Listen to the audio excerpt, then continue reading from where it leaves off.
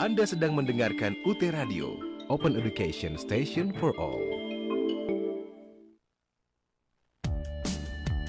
Pendidikan jarak jauh.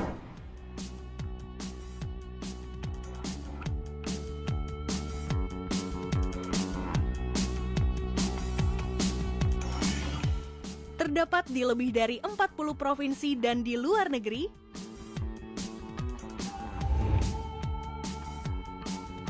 Bahan ajar mudah didapat.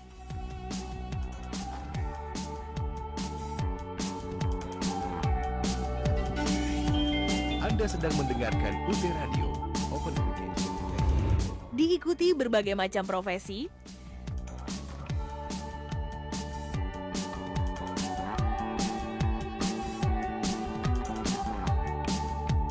mencetak lulusan berkualitas, universitas terbuka tanpa batas.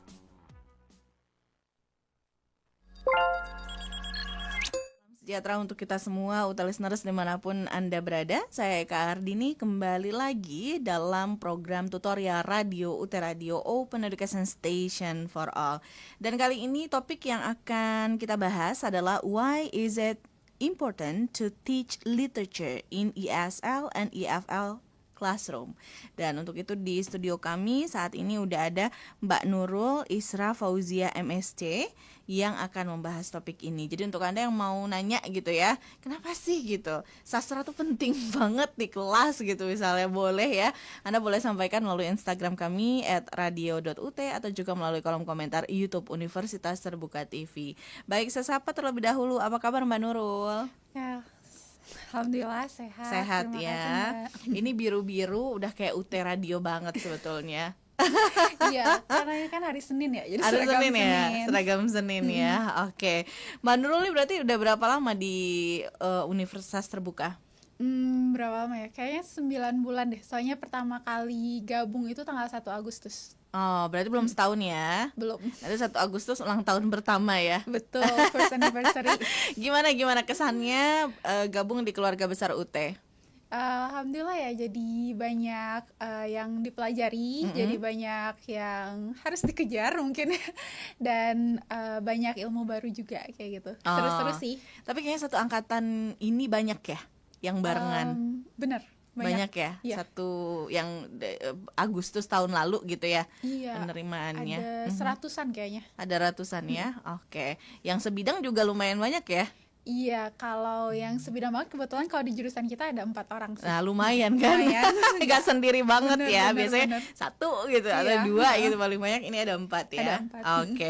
Cerita boleh S1 S2-nya dulu di mana, kemudian program studinya apa? Iya, saya dulu S1-nya tuh di UPI, Universitas Pendidikan Indonesia, di Bandung, jurusan pendidikan bahasa Inggris. Terus pas S2-nya itu lanjut ke University of Bristol di Inggris, ambil jurusan MSc TESOL, Teaching English to the Speakers of Other Languages. Jadi karena udah sejalur nih pendidikan bahasa Inggris, gabung di UT-nya juga di pendidikan bahasa Inggris. Oke, jadi memang udah dari kuliah S1 S2-nya pendidikan bahasa Inggris, di sini juga dapat pendidikan bahasa Inggris ya. Iya, betul. Dan berarti ini mengampu mata kuliah apa aja? Kebetulan saya khususnya ngampunya tuh TEFL, Teaching English as a Foreign Language. Terus ngampu mata kuliah TAP juga, tugas akhir program, writing, sama PKM. Oke, jadi banyak ya. Iya. Oh enggak, kemampuan yang utamanya sih TEFL. TEFL ya Iya. utamanya. Oke, Betul. dan sesuai dengan apa yang dipelajari di kampus? Betul, sesuai dengan yang dipelajari di kampus, dan kebetulan juga sebelum gabung di UT juga saya guru sih lamanya. Oh, jadi sempat jadi guru juga ya? Iya, guru di tempat les, terus juga guru di sekolah. Oke, saya jadi mau nanya gini, kan ini berarti udah ngerasain satu kuliah di Bandung, kemudian S2-nya di Inggris ya. Apa sih yang paling membedakan secara signifikan antara pada saat kuliah di Bandung dengan di Inggris? Yang paling signifikan sih kayaknya lebih ke ininya ya, apa ya, mungkin lebih Kalau di sana kan ngomong Inggris dong, kalau di Bandung ngomong Sunda habis ya. Iya, saya dapat bahasa Sunda dari Bandung tapi iya, kalau ininya kalau misalnya waktu S1 kita kayak masih banyak belajar kayak teori-teori bla bla bla kayak gitu ya, kayak masih banyak bimbingan dari dosen, masih banyak arahan-arahan dan sebagainya kayak gitu ya. Kalau misalnya pas S2 itu kebetulan saya programnya tuh kalau di Bristol itu, kalau MSc TESOL itu 1 tahun. Jadi padat banget dan lebih banyak mandirinya gitu. Jadi kayak kita sehari kuliah cuman 2 jam, tapi kayak di perpusnya nggak tahu tetap pulang malam tiap hari kayak gitu. Jadi banyak belajar mandirinya kayak gitu. Karena sih. jangan setiap mata kuliah juga paper lagi Betul. ya. Oh ya, sama ya. Iya, dia essay base ya, kayak gitu. Makanya dulu tuh pernah ada yang bilang gini, kalau bisa lulus S1 itu kalau mau lanjut lagi ke S2 nantinya ambilnya skripsi, karena nanti di S2 tuh harus terbiasa juga neliti gitu ya, atau bikin Iya, paper itu betul. kan. Ada cita-cita untuk melanjutkan S3? Kalau cita Pasti cita-cita ya. pasti ya. Dalam waktu Karena ada dekat? dosen. Insya Allah sih, mungkin waktu dekatnya ya dekat, mungkin 3 tahun ke depan 3 kali tahun ya. ke depan 3 ya. tahun, 4 tahun ke Oke. depan. Tetap ke pendidikan bahasa Inggris lagi? Iya, rencananya mau tetap sejalur karena emang udah passionnya kali ya. Passionnya udah ke pendidikan sama ke ya pendidikan bahasa Inggris khususnya. Oke, baik. Berarti nih aku manggilnya Mbak Nurul atau Mbak Ezi? Nah, kebetulan memang sih nama saya tuh Nurisra Fauzia, tapi dari kecil tuh dikasih tahu panggilannya Ezi. Ezi, Iya, jadi jadi Mbak Ezi panggilannya ya. Ezi, iya, Oke, betul. siap. Mbak Ezi mau sapa dulu para mahasiswa, boleh? Silakan. Ya, halo, selamat sore mahasiswa-mahasiswa pendidikan bahasa Inggris, salam kenal, khususnya mahasiswa pendidikan bahasa Inggris. Ya, selamat menikmati tutorial radio ini. Oke, nah tadi saya sampaikan bahwa judul yang akan kita bahas atau topik yang akan kita bahas hari ini adalah Why is it important to teach literature in ESL and EFL classroom? So the first question in this session, we want to know about the definition of literature, ya. Yeah. Okay, thank you for the questions. So basically, literature supposed to be like the output of what we thought, and also you kind of like translate it into like languages in the form of spoken or written one. Itu sih secara umum ya, secara umum kayak sastra itu hasil karya pikiran kita kayak gitu kan, dalam bentuk bisa bentuknya yang diterjemahkan ke dalam bahasa dan bentuknya bisa tulisan ataupun lisan. Dan ada juga mungkin yang nambah kayak itu tuh hasil pikiran yang memiliki estetika dan sebagainya kayak gitu. Dan mungkin judulnya agak menarik juga kan, kayak why we should teach literature. Karena dulu tuh karena kalau kita ngomongin sastra pasti kepikirannya kayak novel, cerpen, puisi misalnya kan, fokusnya ke situ. Tapi ternyata sastra kan juga terbagi ya, mungkin kalau boleh tahu kita kan ada yang fiksi, ada yang non fiksi kayak gitu. Jadi karena pendidikan bahasa Inggris juga kita belajar bahasa kurang lebih ya, jadi di sini sastranya mencakup bisa fiksi ataupun non fiksi, lebih kayak gitu. Oke, tapi sebelum masuk lebih jauh tadi why we should teach literature gitu ya, ada karya sastra favorit nggak sih untuk Mbak Ezi sendiri? Ada, kalau favorit mungkin ya kalau dari kecil dari zaman sekolah tuh Harry Potter ya pastinya. Oke. Harry Potter, J.K. Rowling, terus juga semua kayak series novel-novel ini apa? Detektif Conan? Bukan, Detektif apa? Conan juga favorit, yang dari barat. Agatha Ya, Christie. Agatha Christie aku baca kadang, terus si ini Sherlock Holmes. Sherlock Holmes. Aku Oke, tiba-tiba oke. lupa namanya. Sherlock Holmes. Terus juga aku pas udah kuliah tuh suka sama The Alchemist sampai sekarang. Oh, Paulo Coelho. Iya, aku suka itu. Brazilian writer ya. Iya, aku kayak impress sama endingnya kayak gitu sih. Kalau karya sastra favorit. Terus kemarin tuh aku habis baca kayak semi autobiografi gitu dari Trevor Noah. Dia tuh kayak stand up comedy gitu lah versi tapi Amerika ya. Terus kayak judulnya tuh menarik ya, Born Criminal kayak gitu. Jadi kayak itu seru juga tuh. Oke, Jadi jadi gak ada yang favorit.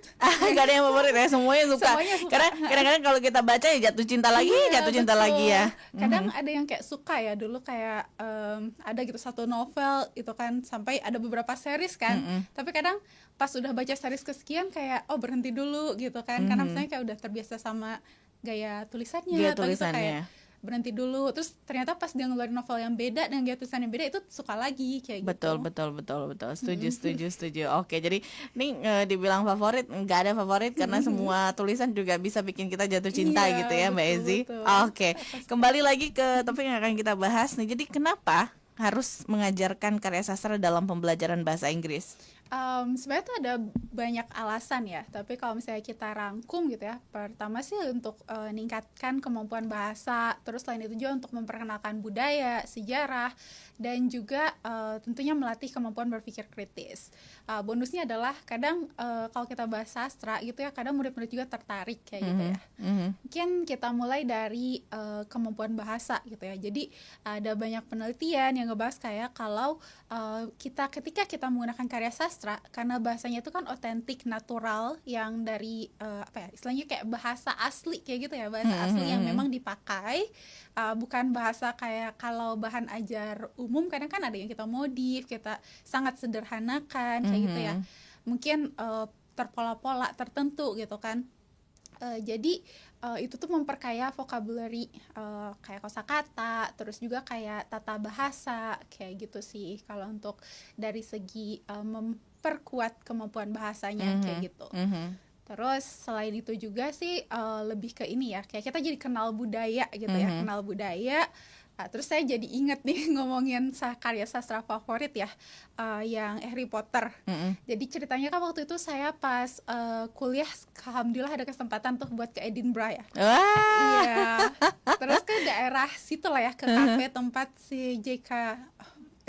Rowling-nya nulis kan. Terus saya kayak ngerasa kayak wow, kayak aku tuh ngerti loh kenapa dia bisa nulis kayak gitu, dan kayak emang ya Kita kayak masuk ke ceritanya gitu ya. kita kan masuk ke ceritanya gitu kan. Dan jadi saya ngerti gitu ya, misalnya kayak ada beberapa penulis Indonesia tuh kalau yang menulis tuh kan kayak misalnya tentang keadaan-keadaan di kota Jakarta, atau misalnya ketimpangan sosial bla bla bla kayak gitu kan. Jadi kayak kita jadi paham gitu ya, jadi kayak dari sastra tuh kita tahu gitu ya, ternyata itu tuh kayak somehow itu tuh adalah refleksi dari budaya atau keadaan sosial di suatu daerah tersebut. Dan menurut aku itu ngebuka wawasan kita gitu ya. Jadi gimana ya cara bilangnya, kayak kalau misalnya kita sering baca, kita tahu nih kita tuh nggak cuma terdiri dari yang satu kesatuan doang gitu kan. Jadi kita kayak lebih mudah beradaptasi sih menurut saya ya. Oke. Setuju. Jadi ya memang benar ya, karena kan katanya buku itu jendela dunia. Betul gitu ya. Jadi tahu lebih dulu Edinburgh atau Inggris gitu daripada datangnya ke sana gitu ya. Jadi pas datang tuh justru kayak apa ya, kayak saya pernah kesini gitu ya, padahal kan belum pernah sebelumnya kayak gitu. Jadi kayak dejavu kayak gitu sih. Oke, baik. Nah, selain untuk meningkatkan kemampuan bahasa, Mbak Ezi, apakah ada alasan lain juga kenapa karya sastra ini harus diajarkan dalam pembelajaran bahasa Inggris? Tadi kan untuk ke bahasa, terus juga apa tadi? Budaya, culture, sejarah, terus juga untuk melatih critical thinking kita gitu ya, kayak analisis kita kayak gitu ya. Jadi ketika kita baca sastra ataupun misalnya karya secara umum ya, tulisan secara umum gitu ya, kita jadi tahu ya kadang ada beberapa hal gitu yang disampaikan, atau misalnya kayak ada hal-hal yang mungkin agak ambigu, kita kayak berpikir lebih dalam, kira-kira si penulis ini kenapa nulis kayak gitu, atau misalnya apa sih maksud-maksudnya kayak gitu, ada simbolism kayak gitu. Atau bahkan kayak ini cerita lucu waktu saya ngajar ya. Jadi misalnya waktu itu ada perbandingan satu movie sama movie lain. Nah di satu movie itu tuh jadi si karakter utamanya tuh jadi cantik, dan cantiknya tuh lebih kayak ke physical gitu ya, kayak ketika dia dianggap buruk rupanya tuh kayak obese atau gimana gitu ya, cantik versinya kayak langsing. Terus ada murid yang kayak bilang, itu miss katanya apa sih, nggak body positif lah apa kayak gitu kan. Jadi dengan kita kayak nonton atau misalnya kita baca buku, kita tuh jadi kayak berpikir gitu kayak, ini tuh sesuai nggak sih, atau misalnya itu sebenarnya tuh intended meaningnya apa sih kayak gitu sih. Atau sebenarnya tuh kalau simple juga kan, kalau misalnya kita belajar misalnya kayak di teks kayak naratif ataupun secara umum ya, kayak belajar suatu bacaan, kita juga kayak kadang analisis kan kayak karakternya itu sebenarnya apa sih, kayak gitu kan. Terus latar belakangnya, terus plotnya dan lain sebagainya kayak gitu. Oke, jadi memang tadi ya, selain untuk kemampuan bahasa, cultural juga, terus juga critical thinking juga iya gitu ya. Betul. Karena barangkali mungkin banyak yang berpikiran bahwa karya sastra tuh ringan-ringan aja gitu. Belum tentu ya. Ya, barangkali mungkin kalau di Indonesia coba deh baca dulu Pramudia Anantatur gitu ya, atau juga Remi Silado, atau juga Seno Gumira gitu. Silahkan baca seperti apa sih tulisannya. Yang pasti kita butuh daya analisis juga untuk memahami ya. Jadi paling tidak itu sebagai kind of apa, critical thinking ya. Oke. Nah, kembali lagi yang sudah kita bahas tadi, ketika menggunakan karya sastra sebetulnya apa aja yang harus diperhatikan, Mbak Ezi? Ketika kita pakai karya sastra gitu ya untuk pembelajaran, tentunya kita harus memperhatikan pertama tuh kayak ketersesuaian dengan kemampuan murid ya. Apalagi kalau misalnya teks, jadi kita harus cek juga gitu ya, apakah misalnya itu sesuai dalam artian kosakatanya, ataupun misalnya kayak skopnya ya, dalam artian kayak konteksnya apakah misalnya sesuai untuk, terutama kalau di sekolah ya. Kalau di sekolah kan kita ngomongin murid yang mungkin ada yang masih SMP ataupun masih SMA kayak gitu kan. Jadi apa kira-kira karya sastra yang memang lebih cocok untuk mereka itu harus diketahui.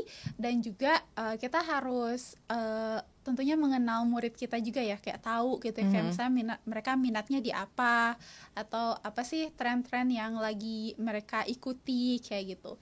Jadi itu juga akan membuat murid tuh lebih tertarik gitu ya untuk menggunakan karya sastra tersebut, atau membaca atau memahami karya sastra tersebut. Oke, tapi pernah nggak sih zaman dulu diwajibin gitu suruh baca buku ini gitu, suruh baca novel ini, pernah gak? Kalau pas sekolah kayaknya lebih kayak rekomendasi Oh, ya. rekomendasi ya, Betul. tidak diwajibkan ya. Diwajibkan. Oke. Waktu saya SMA tuh kayaknya lagi rame Laskar Pelangi. Oh, Wajib baca Andrea Laskar Hirata. Pelangi. Iya, sampai Laskar ke Edensor kan. Sampai Edensor, betul, Iya. betul. Sang Terus, pemimpi Edensor ya. Iya. Apa terbalik? Edensor yang ketiga ya? Iya, Edensor yang ketiga. Lupa yang kedua apa. Sang pemimpi. Oh, Sang Pemimpi Iya. ya. Sang Pemimpi. Iya. Terus waktu SMA juga kayak baca 5 cm ya. Ini ada 5 cm 5 juga ada. Tapi kan 5 cm saya baca pas kuliah. Ini Ada kali Negeri Menara. Lima Menara, Iya. Ahmad Fuadi. Betul. Iya, saya baca ingat ceritanya tapi suka lupa ya ininya, Judulnya apa, penulisnya siapa ya. Betul. Yang pernah diwajibkan itu pas kuliah. Pas kuliah diwajibkan buat baca kayak apa sih, ke prosa-prosa bahasa Inggris gitu ya, untuk mata kuliah literature ataupun novel yang saya lupa lagi judulnya, tapi saya ingat ceritanya. Jadi kayak ceritanya tentang apa ya, kayak remaja gitu ya, yang dia terpaksa kayak diet terus, dietnya tuh sampai kayak apa, Anoreksia. ya anoreksia. Lupa saya judulnya apa, tapi itu juga seru sih. Apa ya? Bukan Hankang kan? Bukan ya. Bukan. Oke Dia lah. Dari barat kayaknya. Dari barat Iya, ya. kayak lihat konteksnya sih barat ya. Oke. Tapi kalau anak sekarang kayaknya disuruh wajib gitu, ini enggak? Ini jadi ini ya, updatean status ya. Miss Ezi atau Miss Eka menyebalkan banget suruh baca buku 1000 halaman gitu ya. Nah, itu menariknya sih menurut saya sih, kalau murid-murid sekarang tuh mereka lebih kayak, kalau kita kasih pilihan, mereka lebih terbuka buat itu gitu ya. Soalnya kesini yang saya rasa ya, saya di sekolah juga pernah gitu ya. Jadi kita kadang ada sesi khusus gitu kayak reading time. Jadi kalau reading time itu mereka boleh pilih dari list-list buku yang kita rekomendasikan. Jadi mereka pilih sesuai minat mereka. Ataupun kalau misalnya listnya nggak ada, mereka boleh ngajuin tapi kayak confirm gitu ya, confirm ke guru. Alhamdulillahnya sih saya ketemu murid-muridnya kayak gitu. Paling kalau yang nggak suka baca sih kayak dikasih alternatif ya, kayak Iya, mau betul. film atau mau apa. Atau bacaan yang agak ringan gitu ya, lebih ringan. Lebih pendek atau Iya, apa gitu. betul. Ya, kayak Tapi sayangnya karena dulu anak sastra tidak bisa menolak Iya. novel filsafat lagi ya. Dan jadi selama baca buku Justin Gardner Dunia Sophie itu harus Oh, baca iya. buku panduan filsafat ya. Tapi itulah ya apa namanya seninya kuliah Betul, ya. betul. Oke, nah Mbak Ezi, bagaimana akhirnya cara mengajarkan karya sastra dalam pembelajaran bahasa Inggris? Nah, ketika kita ngomongin balik lagi ya ke definisi sastra, kan itu ada bermacam-macam ya, bahkan kayak lagu pun itu sastra ya.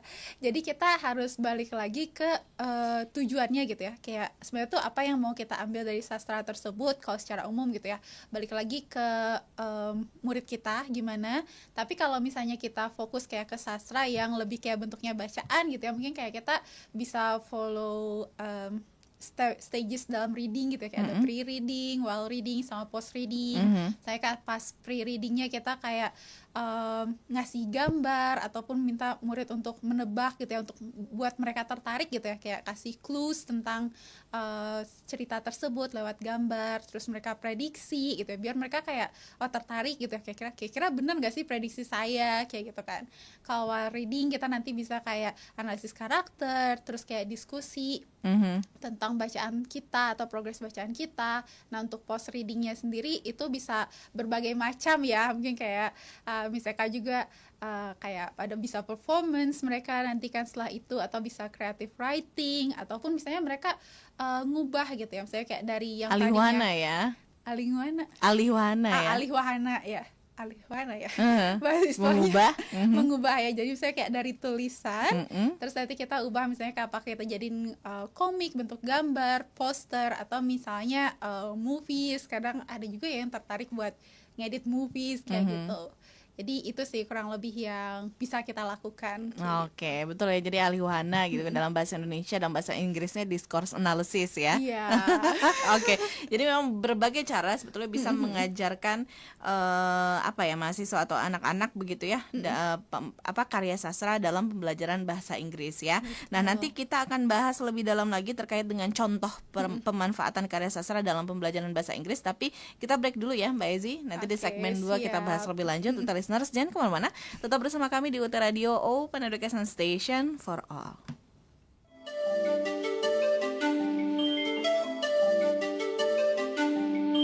Anda sedang mendengarkan UT Radio, Open Education Station for All.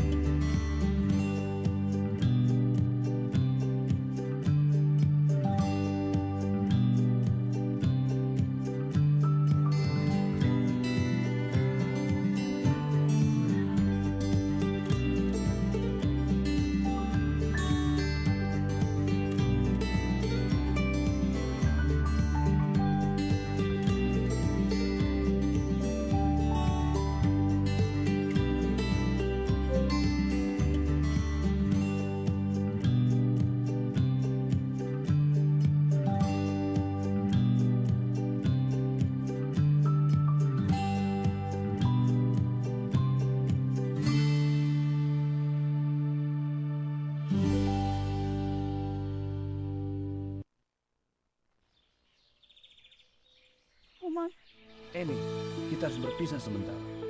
Aku akan kuliah di kota demi cita-cita kita. Tunggu aku pulang. Jangan, Oma. Kamu kuliah di UT saja. Kamu bisa terus bernyanyi dan kita bisa selalu bersama. Oh iya, aku lupa. Terlalu. UT kan negeri dan masih bisa kuliah dari mana saja. Betul, Oma. Hanya di Universitas Terbuka.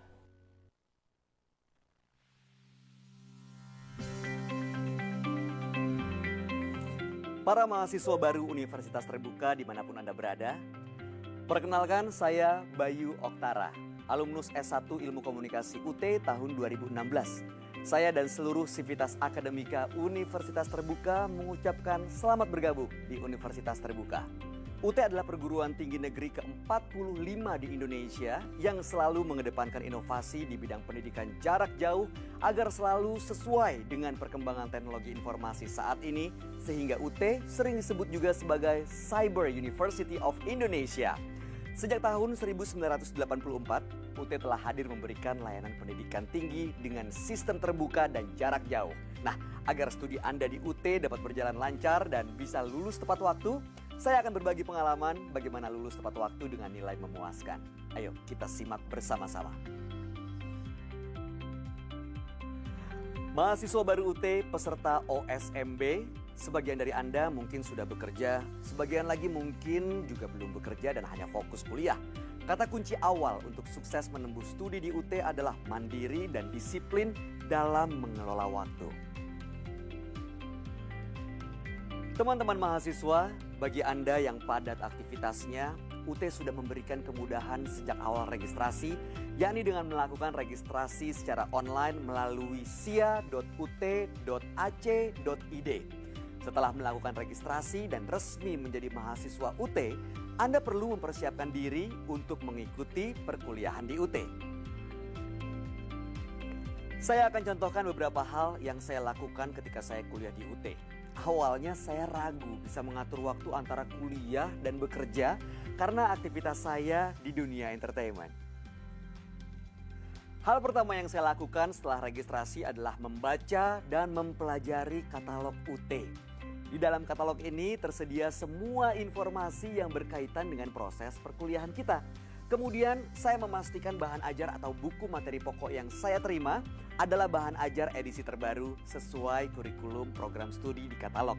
Langkah berikutnya saya juga berselancar di laman UT, yaitu www.ut.ac.id.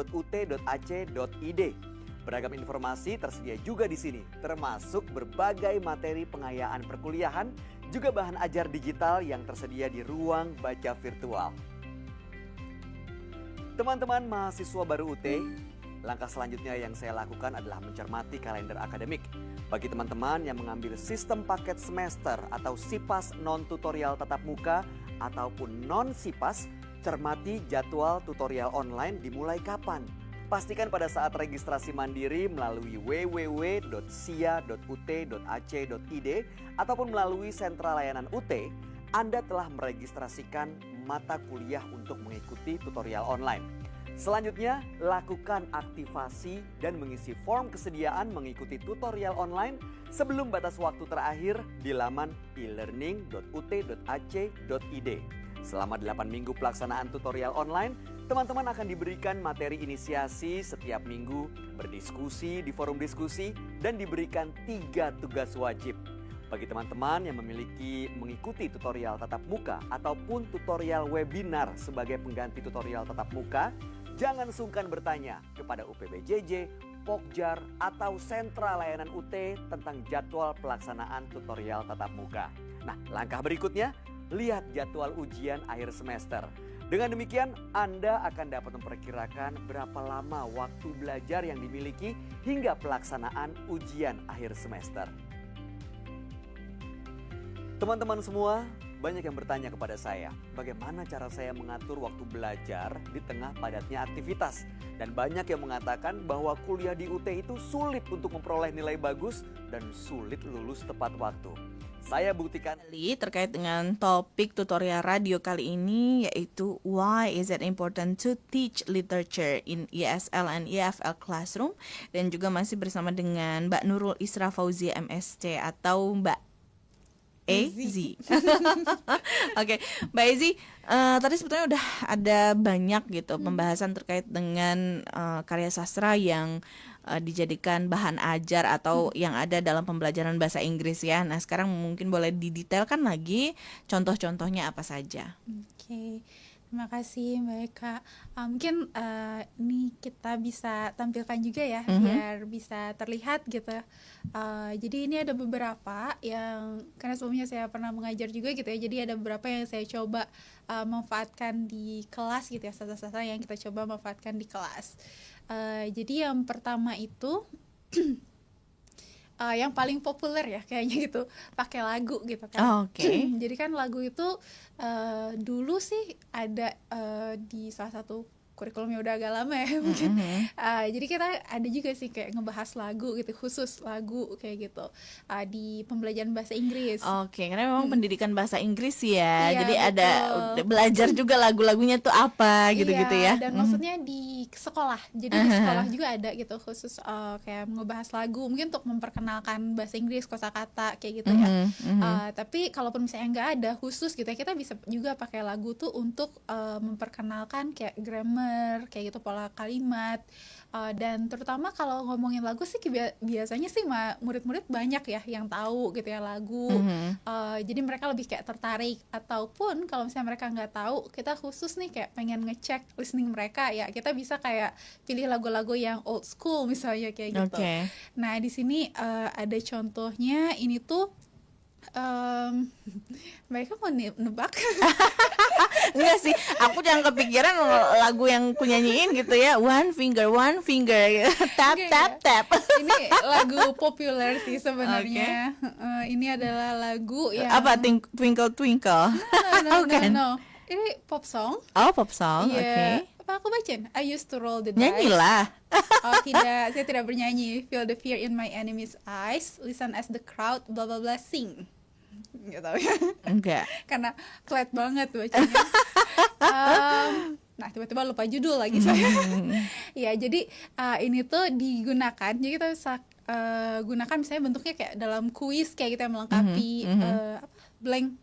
Oh, oke. Kayak missing Fill lyric. in the blank Ya, gitu fill in ya. the blank. Oke. Atau misalnya kalau biar Rami kayak bilangnya kayak missing lirik gitu ya, kita cari lagu-lagu yang punya pola sama gitu, terus kita kayak jadiin itu yang hilang dari liriknya kayak gitu kan. Misalnya di sini kan listen as the crowd would sing, tiba-tiba lupa. Nah terus kalau ini juga sama di materi yang sama gitu kan. Ini contohnya, I used to think that we were forever ever, and I blah blah blah say never. I used to say. Kayaknya lagu apa gitu ya itu. We are never ever getting back together, something like that. Oke. Lagu Taylor Swift. Apps. Jadi, nah ini, oh ya, ini Maroon 5 kayaknya.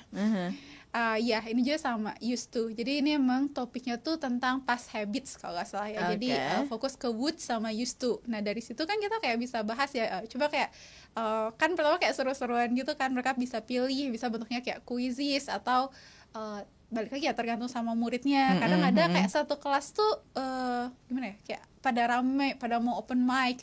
Karena ada satu kelas tuh yang kayak dia tuh lebih interaktifnya tuh kayak takut salah atau gimana gitu kan. Jadi bisa bentuknya kayak quizzes, karena mereka juga kayak bisa milih tanpa takut kayak ada konsekuensi yang disaksikan oleh semua orang kayak gitu kan. Maksudnya mereka nggak harus kayak open mic terus jawab, atau angkat tangan jawab salah terus diliatin sama teman-temannya gitu kan. Jadi bisa bentuknya alternatifnya kayak gitu. Atau bisa juga nggak sih kalau ada misalnya singing time gitu misalnya ya, atau kenapa ada singing time, karena membiasakan mereka bernyanyi dalam bahasa Inggris, paling tidak how to pronounce well-nya diperhatikan gitu misalnya. Itu juga bisa ya? Bisa, betul, bisa banget. Bahkan kadang ada juga tuh kalau misalnya nih kita lagi ngerjain worksheet atau misalnya lagi ada tugas individu nih, biasanya kayak biar mereka nggak bosen atau gimana, nggak ngantuk, kadang ada yang kayak request lagu juga kayak gitu. Kita bisa ngelakuin itu gitu kan. Dan itu juga sih kalau singing time juga dulu saya ingat ya pas saya sekolah juga ada ya, ada singing time ya. iya, ada singing time dan ada bukan singing test ya, tapi kayak di kelas bahasa Inggris kita disuruh nyanyi Nyanyi lagu bahasa satu-satu Inggris, kan, betul. ya. Terus tapi ada skornya juga biasanya. Ada skornya ya. Kalau dulu Pronunciation. boleh, kayaknya kalau sekarang suka jangan deh gitu ya. Iya, karena kita kayak kehindarin kayak gimana ya, kayak Berkecil hati yang lainnya iya, gitu ya. betul, dan membuat murid merasa kayak oh dia tidak punya kemampuan di bidang tertentu, nggak padahal kompeten kan nih, nggak gitu. kompeten, padahal bukan itu gitu kan intinya gitu. Kita kayak fokusnya lebih ke kalau bahasa juga kan perlu latihan, perlu ini ya, banyak gitu. Itu yang pertama, jadi kita bisa pakai lagu. Terus yang kedua itu kita juga bisa mungkin ini mirip ya sama yang tadi kita misalnya pre-reading gitu kan, kita bisa kayak pakai gambar atau games buat nge-review satu teks. Kalau ini khusus karena kelas 10 itu kadang masih bahas naratif teks, kelas 10 ataupun di SMP juga terakhir sih masih ada ya kurikulum tentang naratif teks, teks narasi ya kalau kita masih pakai genre base.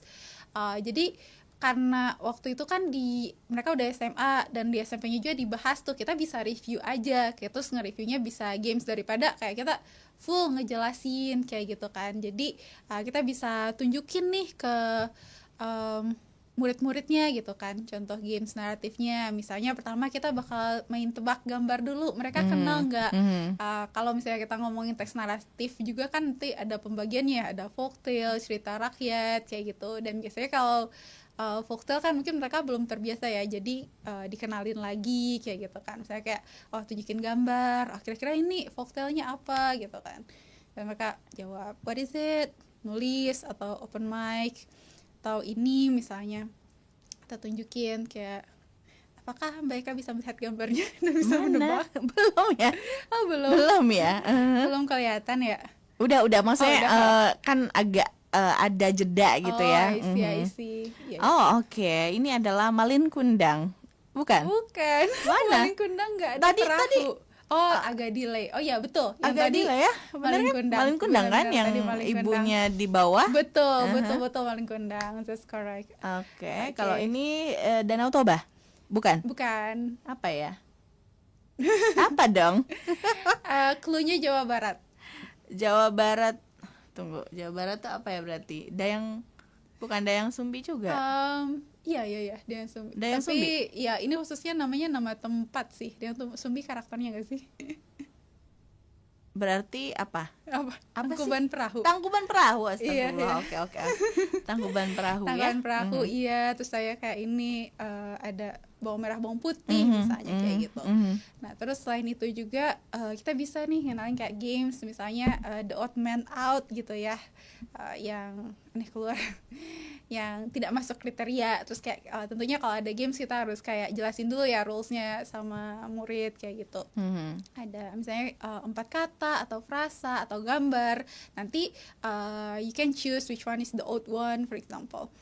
Nah, terus saya di sini kita punya kriteria nih, ada Sangkuriang, Malin Kundang, Roro Jonggrang sama Nyi Roro Kidul. Terus mereka kayak milih apa ya yang kira-kira beda kayak gitu. Terus kadang saya pilih Roro Jonggrang, why gitu kan.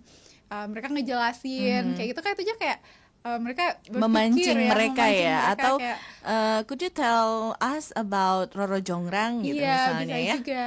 Jadi mereka bisa telling stories juga, kayak retell stories kayak gitu kan ya. Jadi di situ gitu kita bisa kayak ngecek, oh ternyata murid-murid tuh udah tahu nih cerita ini dan ini gitu. Jadi itu bisa jadi alternatif juga. Kalau mereka udah tahu kan kita nggak usah bahas lagi ya. Maksudnya nanti mungkin kita bisa pakai memperkenalkan cerita yang lain gitu, teks yang lain kayak gitu. Oke. Terus ini aja misalnya kayak kira-kira karakter apa sih yang berbeda di sini. Misalnya kalau di gambar ini tuh ada karakternya yang modern nih, ada detektif, sedangkan yang lainnya fairy tale karakternya gitu. Kadang si murid juga bisa ngejelasin kayak gitu. Terus juga misalnya ada tentang facts, setting, conflicts, and characters. Kira-kira apa yang aneh? Facts misalnya. Karena kita ngomongin narasi, jadi biasanya kalau setting kan itu unsur-unsurnya ya, ada konflik, bagian dari plot, sama ada characters, unsur-unsur dari teks narasi kayak gitu. Oke, Dan Cinderella gitu ya tadi tuh ya, Detektif Conan. betul. Detektif Conan, ada detektif pokoknya. Nah, detektif lah ya. Iya. Terserah lah mau nyebut Conan kayak atau detektif yang ada di Agatha Christie kayak gitu ya. Betul. Nah, terus juga kayak kita ngebahas nih, ngenalin kayak karakter, apa aja sih jenis-jenis karakter gitu. Kita mau ngejelasin, tapi saya kayak kita cek dulu nih, mereka udah tahu nggak sih ada protagonis, antagonis, sama detragonis misalnya kayak gitu. Terus ya ada pertanyaan nih, kalau ada kata yang baru ya kayak detragonis apa miss kayak gitu. Jadi itu kayak buat mancing mereka juga, kayak mereka yang share bukan kayak kita yang lihat gitu ya. Takutnya kalau kita Jadi kita tuh mancing gitu ya. Betul, karena kan kalau sekarang kan kita arahnya lebih kayak guru tuh fasilitator ya, kayak proses pembelajaran tuh emang kita lebih kayak ngefasilitate si murid buat kayak lebih tertarik buat mempelajari sesuatu dan mereka mau menggali lebih dalam kayak gitu ya. Gak sekedar kayak kita yang jelasin ABCD-nya kayak gitu. Kalau misalnya kita ngomong mereka nggak tertarik kan kayak udah Bingung, lewat kayak gitu, betul. bingung, atau bisa kayak ya udah gitu. Kita tadi ngejelasin apa juga mereka udah langsung lupa kayak gitu sih. Betul. Nah, Oke. terus yang ketiga nih yang bisa kita gunakan adalah menggunakan film sebagai referensi nih buat ngecek pemahaman siswa. Karena kan mungkin misalnya mereka nggak biasa baca, atau misalnya nggak baca sebanyak itu gitu kan, atau misalnya mereka nggak tahu klasik, tapi kita udah ngebahas nih misalnya unsur-unsur dari teks narasi kayak karakter, plot, bla bla bla. Habis itu kita kayak bisa kasih movie quiz gitu. Misalnya di sini kita punya Moana, misalnya film Moana, terus kita tanya nih dynamic karakter di Moana tuh siapa sih, ada misalnya Maui, Moana, bla bla bla. Terus mereka milih kan, saya kita jelasin juga kayak Maui, mereka milih Maui semua, kenapa gitu kan, karena Maui kan tadinya kayak demigod yang kayak arrogant, gak mau bantu atau gimana kan, akhirnya nanti dia berubah karakternya misalnya kayak gitu, nanti kita bisa jelasin. Terus juga kayak kita ngejelasin, nanya nih misalnya what is the characteristic of Cheshire Cat in Alice in Wonderland misalnya. Bisa pilihannya kayak apakah dia dynamic, apakah dia static kayak gitu. Ya ada protagonis atau antagonis kayak gitu. Terus plot, jenis plot gitu ya, ada plot in Spider-Man, apakah dia forward, backward, atau cannot be determined kayak gitu. Jadi kita bisa pakai movie reference dalam artian kayak terutama ya ketika kita aware murid-murid kita tuh emang pada suka nonton film dibanding kayak baca novel, atau dibanding kayak baca novel emang maksudnya. Berarti tanya dulu ya, have you watched Iya, Spider-Man movie when the holiday gitu misalnya ya, boleh ditanya dulu gitu ya.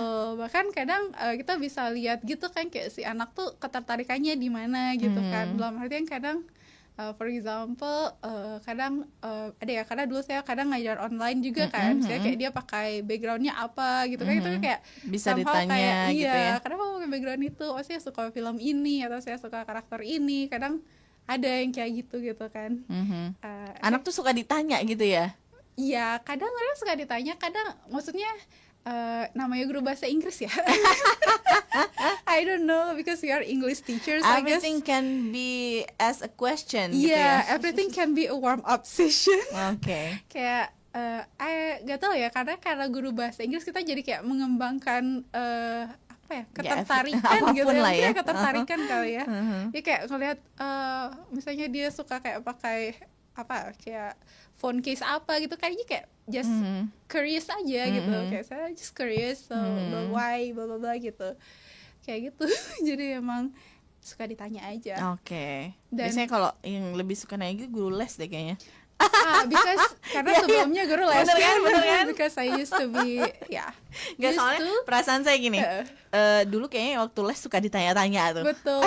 Jadi mungkin sampai di sekolah juga kebawa gitu ya, kebiasaannya suka nanya, karena terutama karena kita ngomongin bahasa Inggris ya, karena kita kan try our best to use English as much as possible gitu kan. Jadi kadang kayak dari simple question aja gitu kan, jadi mereka kayak kepaksa gitu balas bahasa Inggris, ataupun misalnya kalau misalnya kita aware kelasnya misalnya belum terlalu pede buat bahasa Inggris gitu kan, it's okay, you can use both English or Indonesia combined kayak gitu. Oke. Any else? And I think, we still have 2 more. We can also use story to introduce grammar points. So in this specific example, So this is a story from I think buku sekolah elektronik published by the ministry. Jadi ada cerita Isumboshi gitu. Jadi kayak dia kayak versi Thumbelina, kalau tahu Thumbelina yang dia kecil kayak gitu, seukuran jari kayak gitu, Isumboshi.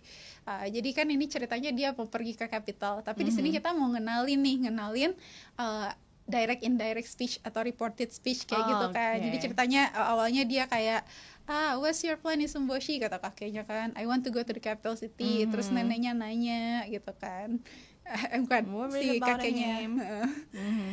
Isumboshi told me that he wanted to go to the capital city. Di sini kan kita bisa tunjukin ya perubahan. Jadi kayak dari yang kalimatnya present, I want to go, to be, dia jadi past, told me he wanted. Terus karena ini tuh lebih karena direct indirect itu agak susah buat dijelaskan, karena dia harus ada perubahan pronoun, harus ada perubahan tenses. From present to past, ya kan. Terus kalau past nanti dia ke perfect kayak gitu kan. Terus ada perubahan tempat juga kadang. Nah, jadi kayak kita di sini nunjukin konteksnya kayak kenapa misalnya past tense itu berubah dari present dia berubah jadi past, karena nggak langsung gitu kejadiannya. Jadi ada perubahan tenses. Terus juga kayak kenapa yang tadinya I want to berubah jadi he gitu kan. Ya karena udah beda orang yang menyampaikan kayak gitu. Jadi kayak kita bisa kayak tunjukin gambarnya ataupun jadi kebayang gitu konteksnya. Ya kayak sama kayak gini, I will, dia juga berubah jadi he would kayak gitu. Terus yang terakhir, ini sih yang paling seru. Paling menantang. Post reading activity, creative writing. Creative writing. Iya, jadi yang tadi ya kayak kita bahas apa tadi istilahnya alih wahana. Jadi ketika misalnya kita udah habis baca, ataupun misalnya mereka pilih ya, misalnya mereka mau baca buku apa atau apa, nah nanti mereka bisa diminta buat bikin modifikasi. Kalau ini ceritanya mereka post creative writing-nya tuh bikin modifikasi.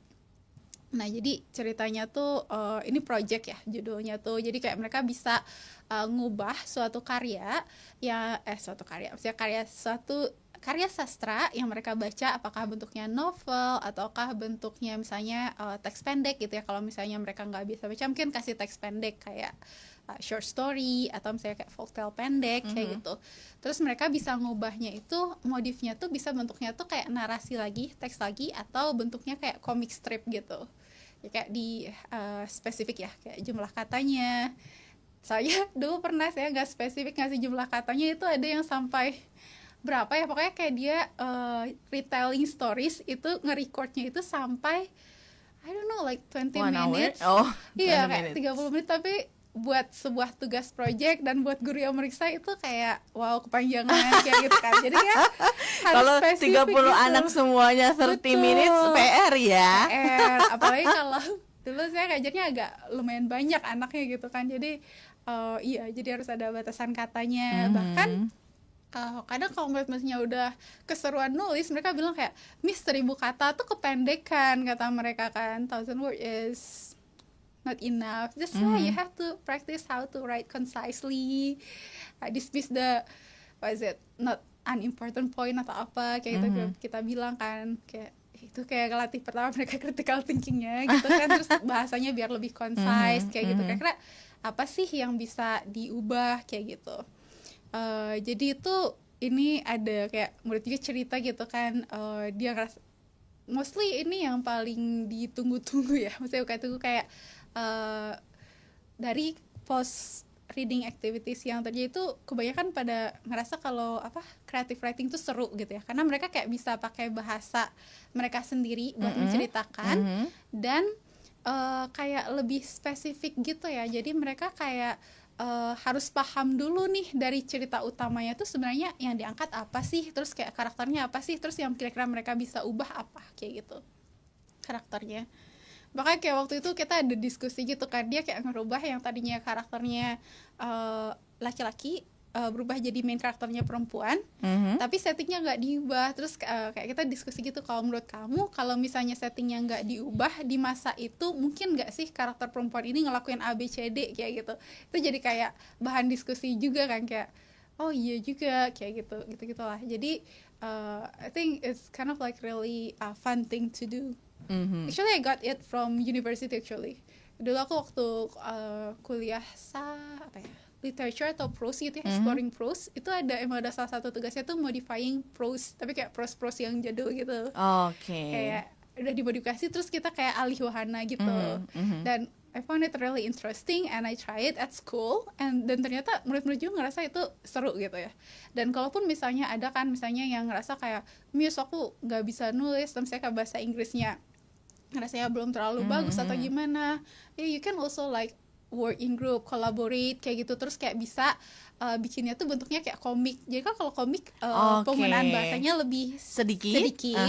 tapi mereka harus kuat di kayak Animasi, penggambarannya. gambar-gambar ya. Iya, gambarnya, dan juga kayak gimana mereka bisa merefleksikan setting itu kan. Jadi nggak harus ditulis settingnya, harus di picture, harus digambarkan. Kayak gitu sih. Dan ini ada contoh-contoh modifikasi yang menurut aku yang aku masih ingat sampai sekarang gitu ya. Jadi kayak yang salah satu itu dia modifikasi Ugly Duckling. Itu tuh berubah jadi karakternya tuh jadi manusia. Jadi konteksnya tuh ceritanya kayak 3 saudara, kayak 2 saudara itu pinter, bla bla bla. Dia si yang bungsu tuh dianggapnya tuh nggak pinter di sekolah, bla bla bla gitu ya. Terus endingnya ternyata si anak bungsunya tuh jagonya tuh di lukisan, lukis, di arts. Dan turning point itu dibikinnya tuh kayak waktu tiba-tiba orang tuanya sakit, ibunya sakit gitu, justru karena si anak bungsu itu jadi kayak bisa ngelukis ibunya kayak gitu kan. Jadi kakak-kakaknya kayak impress atau gimana. Jadi aku masih inget gitu si murid itu ngubah ke sana gitu kan. Terus kayak mikir juga ya apa kita kadang terlalu mengutamakan murid-murid yang jago di eksak gitu dan mendiskredit murid yang lain kayak Padahal gitu kan. pinter tuh banyak hal ya. Betul. Jadi kayak aku ngerasa itu menarik gitu ya, dia bisa ngubah dari Ugly Duckling jadi ngambil karakter manusia, dan somehow ceritanya tuh relate gitu ya sama keadaan sekarang kayak gitu sih. Oke. Gitu. Jadi itu berbagai variasi atau berbagai cara memperkenalkan karya sastra untuk pembelajaran bahasa Inggris ya. Banyak banget ternyata. Banyak banget. Kita harus break. Nah, setelah itu Yes. nanti kita balik lagi untuk kasih kesimpulan ya. Karena ternyata Sip. waktunya udah tinggal 10 menit kok. Oke, thank you. Jangan kemana-mana, tetap bersama kami di UT Radio Open Education Station for All.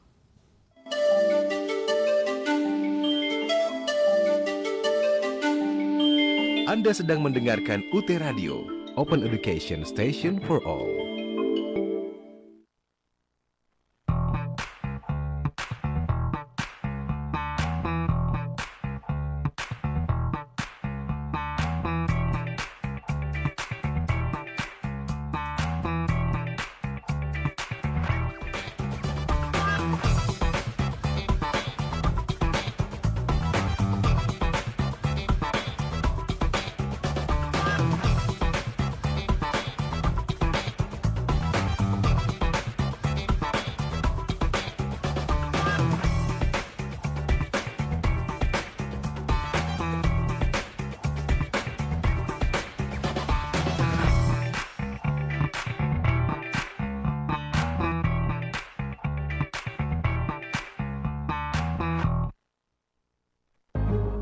Pengen kuliah?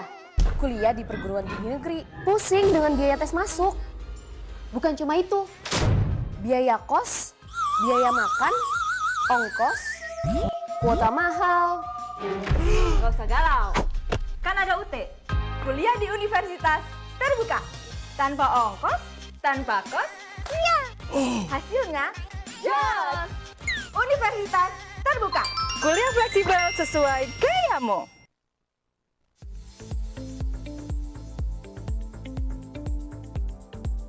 Halo, saya Angga Yunanda, mahasiswa Ilmu Komunikasi Universitas Terbuka. Saya baru saja menyelesaikan studi saya di Ilmu Komunikasi. Terima kasih banyak UT telah memberikan akses edukasi yang sangat menyeluruh kepada pemuda-pemudi Indonesia.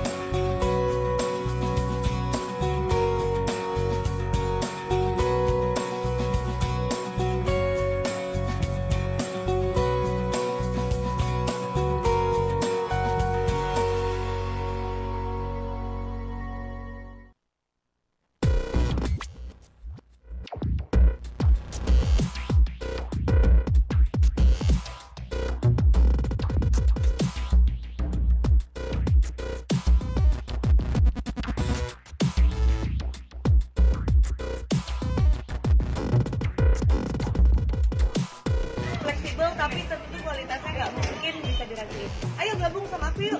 Dah.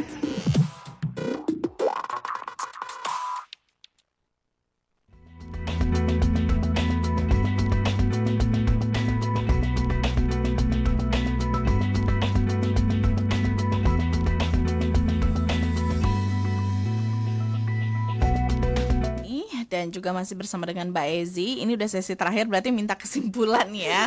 Silahkan boleh sampaikan tentang topik hari ini. Why is it important to teach literature in ESL and EFL classroom? Oke, thank you Mbak. Jadi jadi kalau misalnya kita simpulkan gitu ya, jadi ketika kita mengajarkan when we teach literature in English classroom, kita nggak sekedar kayak ngajarin bahasa. Selain kita mengajarkan bahasa, mereka kayak bisa latihan membaca, reading skills mereka, nambah vocabulary mereka, dan juga bisa ngelatih kemampuan menulis mereka. Kita juga ngajarin mereka tentang kayak culture dan juga soft skill untuk kayak berpikir kritis, mereka kayak analisis kenapa apa sih temanya, kenapa karakternya kayak gitu, apa settingnya kayak gitu. Dan dengan kita memperkenalkan sastra kayak gitu ya, karya sastra, mereka nggak cuman dapat pembelajaran bahasa, soft skill, tapi mereka juga kayak jadi lebih mengenal dunia luar gitu kan, dan juga diri mereka sendiri kayak gitu. Oke, culture-nya juga belajar gitu ya dari apa yang dibaca, dan lebih banyak juga idiomatik gitu ya. Betul, Apa idiomatic namanya expression. daripada misalnya actual meaningnya gitu kan ya. Jadi memang di sastra itu Symbolism. lebih banyak itu kan simbol-simbol kayak figurative language dan lain-lain tuh lebih ada, dan itu juga bikin apa ya, mereka lebih kritis ya memahami ini apa maksudnya gitu ya. Betul banget. Oke, karena waktunya juga, tapi mungkin mau ada pesan untuk para mahasiswa di program studi pendidikan bahasa Inggris ya. Nah, betul. silakan. Karena ini minggu pertama untuk tutorial online kan. Iya, betul banget. Silakan. Okay, so for all students, all UT students, particularly the English education students, so all the best for the online tutorial. Don't miss the discussions and also your, what is it? Yeah, don't miss the discussion and the tutorial online schedule. And the assignment. And the assignments, of course. For week 3, For 5, week and 3, 7. 5, and 7. Just check the schedule, the date. Oke, siap. Kalau gitu Mbak Ezi, terima kasih untuk waktunya, untuk ilmunya, sharingnya. Mudah-mudahan ketemu lagi nanti dengan topik lainnya ya. Oke, siap. Oke, karena paling menyenangkan emang kalau ngomongin sastra, karena itulah ya backgroundnya kita di situ seneng jadinya. Betul. Oke, kalau gitu sampai ketemu lagi. Sehat dan sukses selalu. Amin, terima kasih. Sama-sama. Mbak Ika. Baik, Uta listeners dimanapun Anda berada, demikian kebersamaan kita bersama dengan Mbak Nurul Isra Fauzia MSc atau Mbak Ezi. Tadi kita sudah bahas banyak ya terkait dengan why is it important to teach literature in ESL and EFL classroom. Saya Kardini pamit, sampai ketemu lagi. Assalamualaikum warahmatullahi wabarakatuh.